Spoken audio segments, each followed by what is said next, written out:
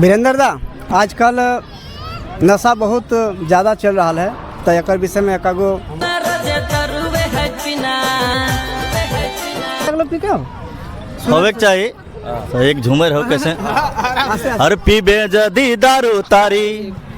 बिक जीतो लोटा थारी पीबे जदी दारू तारी दिए मोर बेटू हरे सुखल शरीर जाहे मुश्किल है जीना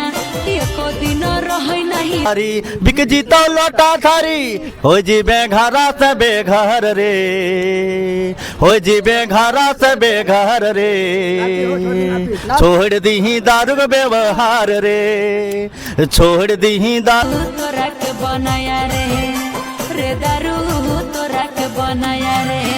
हरे दारू के व्यवहार रे हो जी बेघरा से बेघर रे